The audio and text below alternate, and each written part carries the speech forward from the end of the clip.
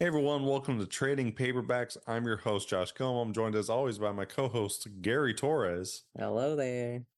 All right, we took 2 weeks off on accident. We we didn't mean to. We had other things going on.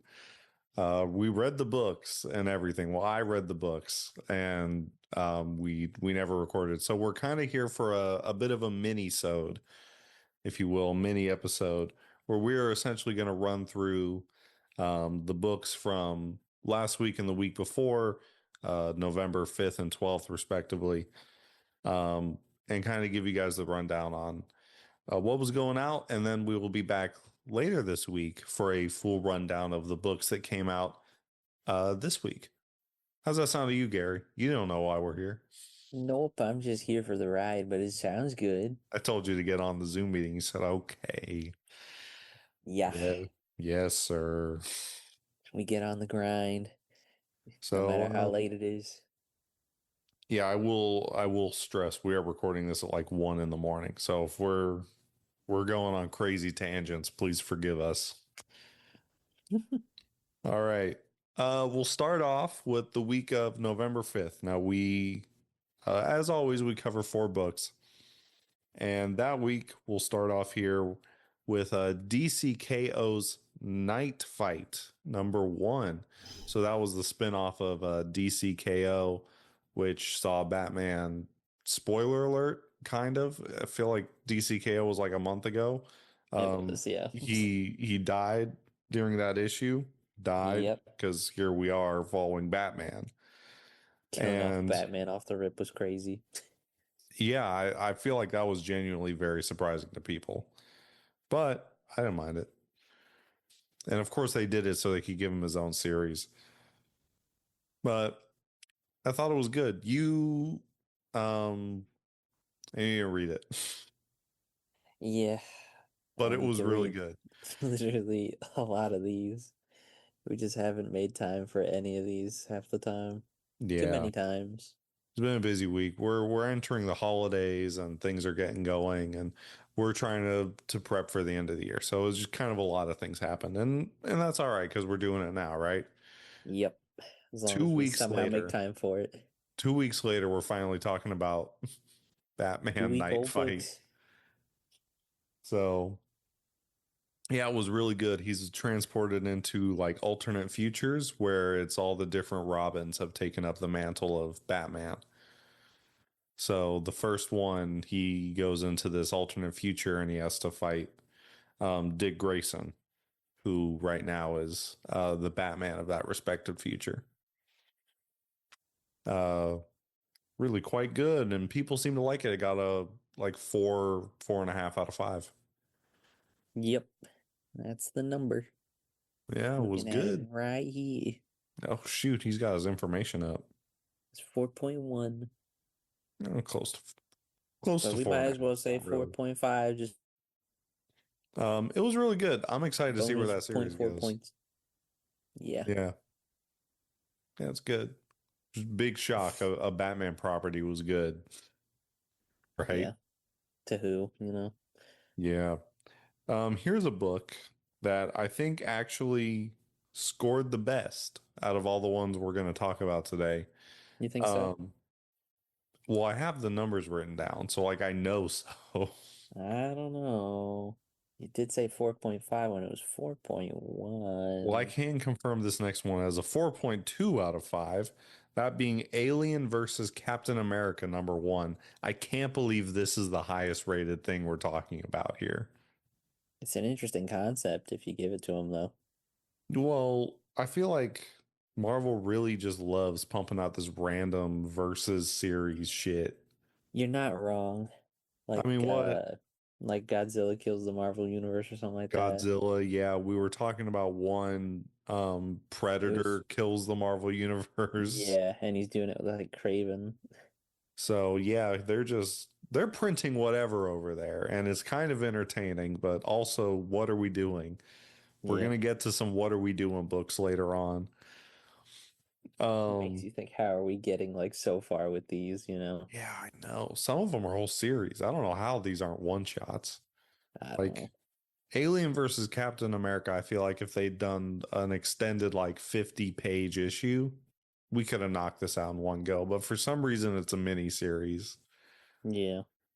But it was pretty good. I read this one and I genuinely actually really enjoyed it. I enjoyed the setup. There's, the gore of the Alien franchise with the heroics of a man on super steroids. So Super juice. he's on that super juice. And let me tell you, he's boxing an alien. It's cool. The coolest thing you'll ever see. Most American. Yeah. Yeah. If you have a chance to pick up Alien versus Captain America, I would highly recommend it. And Gary would also highly recommend it, even though he didn't read it. I really would, just because the concept seems hilarious. I'm thinking of it as Florida Man versus Gator. Florida Man versus Gator, an iconic comic. Um, yeah, no, it was good. It was about Hydra trying to find this alien, this higher power for Hitler, and they stumble upon the aliens, and it's really quite interesting. But what if I told you the third book we're talking about is Planet She-Hulk #1? I would say you must be making it up, I but ain't. you're not, because it's right there, right in my face. 4.1 out of 5. Pretty good, actually. Again, I read the first four we're talking about. I did go through and read these, which is why I'm doing most of the talking in this episode. And I am proud of you for it. Um, it was really good. It was about Jennifer Walters adjusting to her new role as kind of interim king of Sakaar because Hulk said, I'll be back in 4 days or something, and it's been like a month.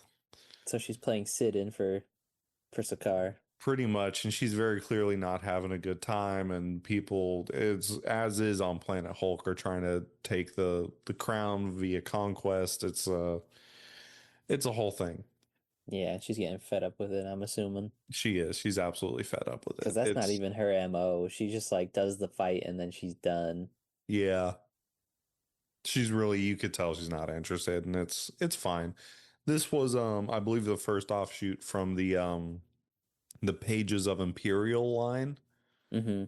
So that's always fun. And we're doing another one this week when we'll be back here in a couple days to cover Nova Centurion #1.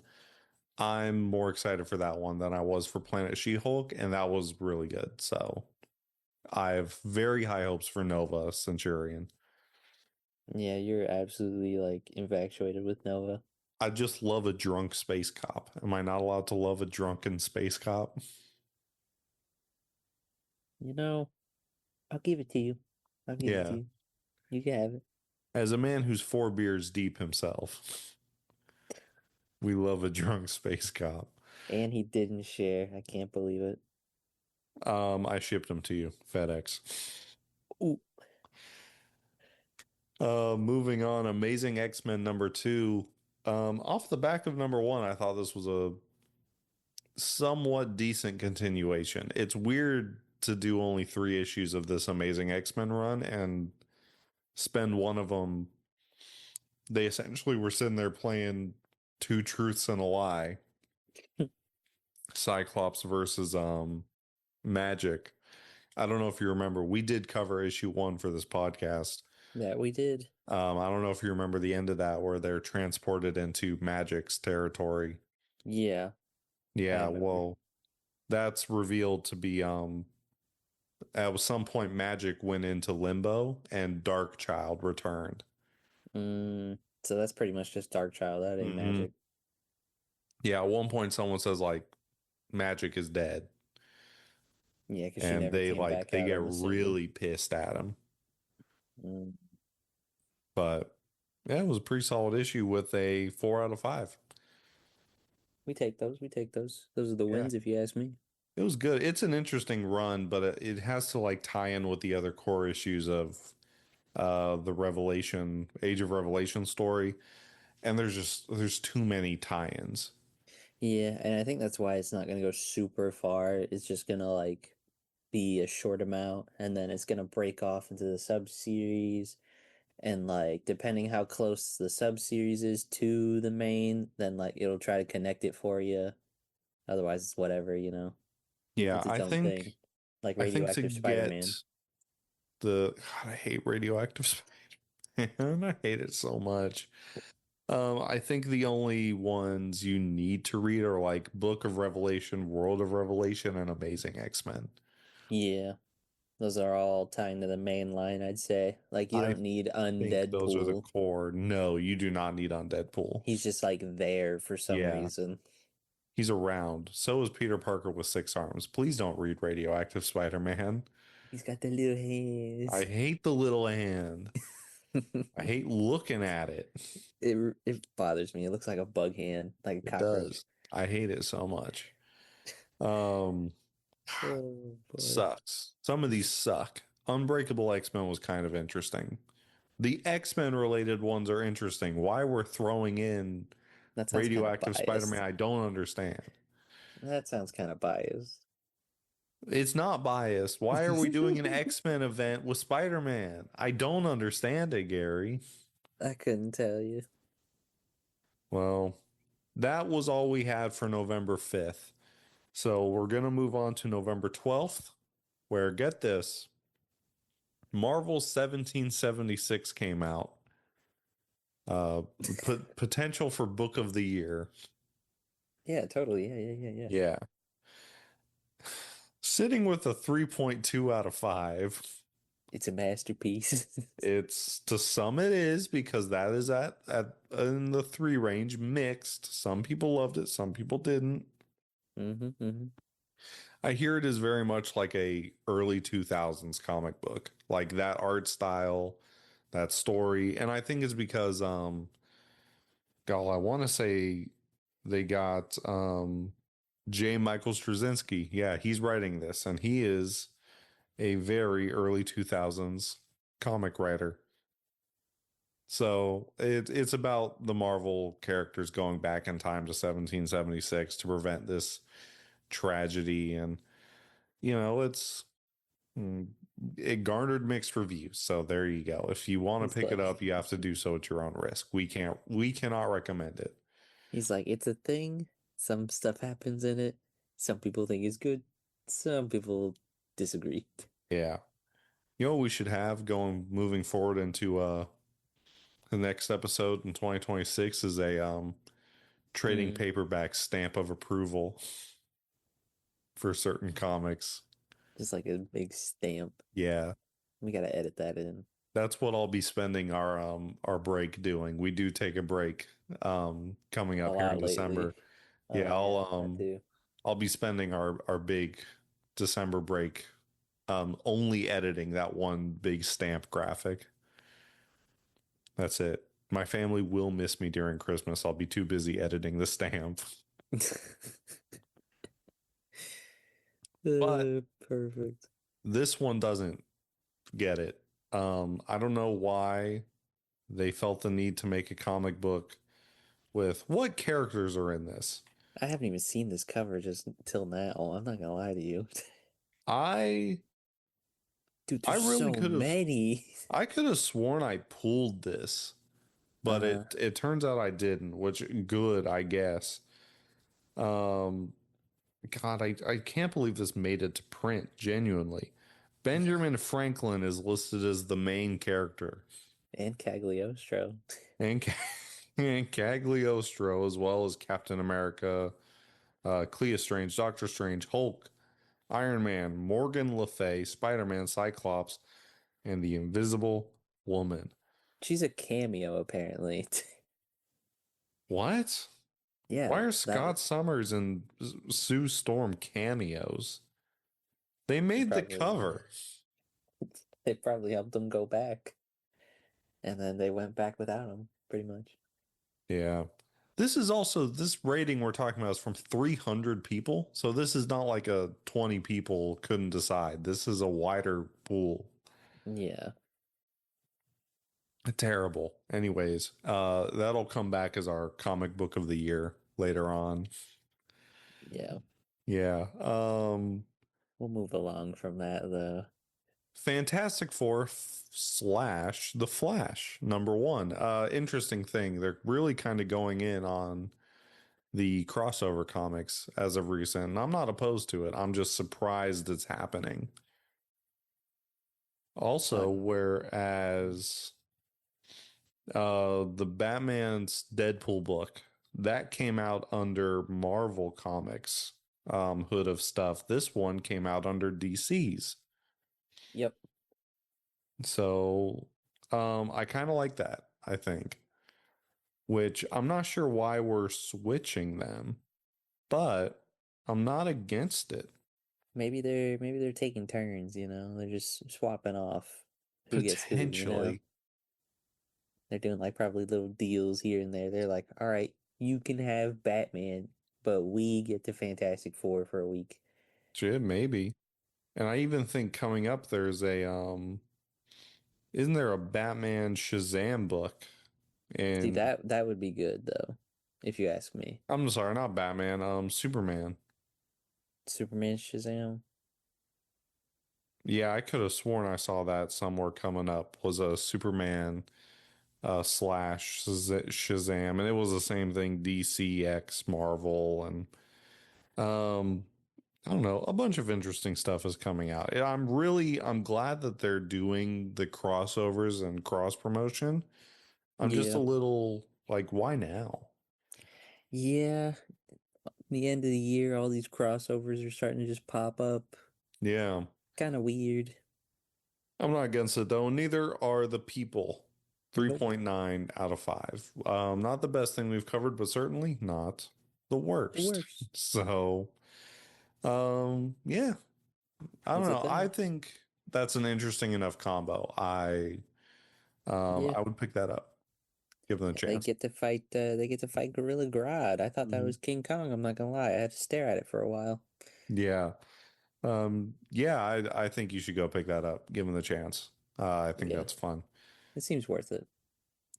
Here's a continuation to a book we previously covered on here. Spider-Man Noir #2 released this past week and got a 4.5 out of 5 stars. Reading some reviews, apparently it is better than the previous issue 1. Hmm. Like the story was good, but a lot of the comments are like, yeah, I mean, this was better than the first, but it's no original Spider-Man Noir run. And it's like, well, no, it's not gonna be. Yeah. You know, that is, I get it. We all like the original Spider-Man Noir story, but we weren't gonna get that again. I'm just happy to No. get more of the character. Yeah, because I'm a huge noir. Like anything I know noir. It doesn't even you, have to be Spider-Man. I I just know love you that love type it. of era. I know you love your kind of 20s noir stories. Yeah. I had to reload the app on my tablet like 3 times because it didn't want to show it Jeez, to me. man. I know my stuff's starting to brick out, you know. It's a perfect time to ask for new things for Christmas, Gary. Hmm. We have one more book, and again, an interesting one. Like I would not have thought they would do this. It's a Batman Beyond slash Static Beyond book. Um, you've seen Batman Beyond, right? At least Yeah. parts of it. Yeah. You remember Static. Yeah. I Yeah. remember Static. Yeah, that got its own book this past week for both of them, and I think that's great. I think it's great to see both of them in a book together like that. Yeah, I'm for that. Yeah, because Batman Beyond has been crazy. Like that got really continued on in comics and stuff. So I'm not surprised to see it come back, but I'm surprised to see it like this. Like not just a traditional Batman Beyond book, but a Batman slash Static Beyond. But I kind of like it. I like seeing Static and all that.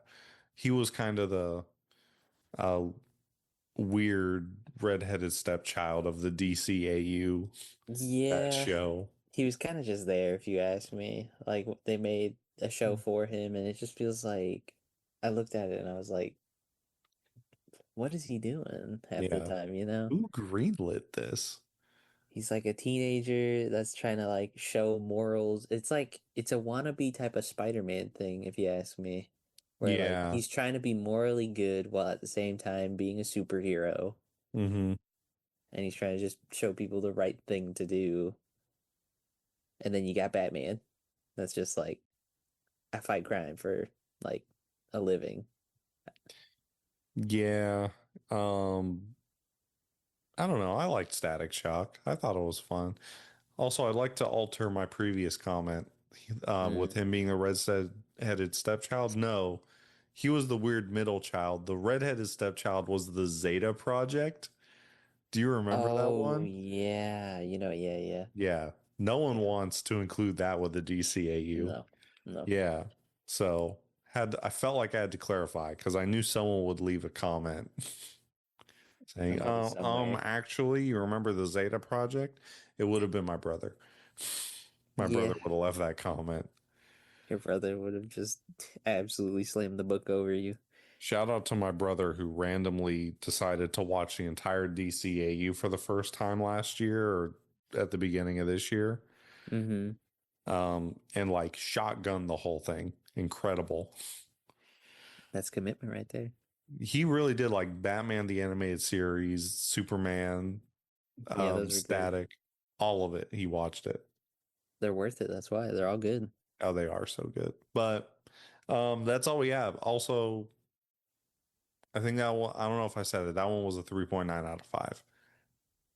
Well, now Now you that's did. all we have. Um, like I said, we'll be back later this week to talk about some books we've actually read and not just some things that came out and happened. We'll Bit be of an better odd at committing, I episode. swear. Yeah, no, this was a bit of an odd episode because it's like a catch up thing, but Yeah. um, we wanted to get it out. We wanted to talk about it. We didn't want a November list or episode less November. We got there on that sentence.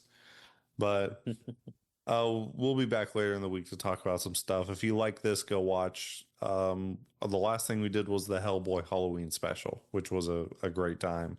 Yeah, that was fun. And yeah, subscribe, like, leave a comment, tell us we're stupid, do whatever, you know. Tell us we're lazy so we could get more committed. Yeah, yeah, please tell us that we're bums and we need to actually get on the ball here. We need a kick in the pants here, Gary.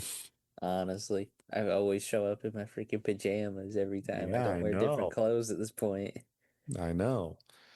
But yeah, thank you all for watching and we will see you next time. Bye. Later.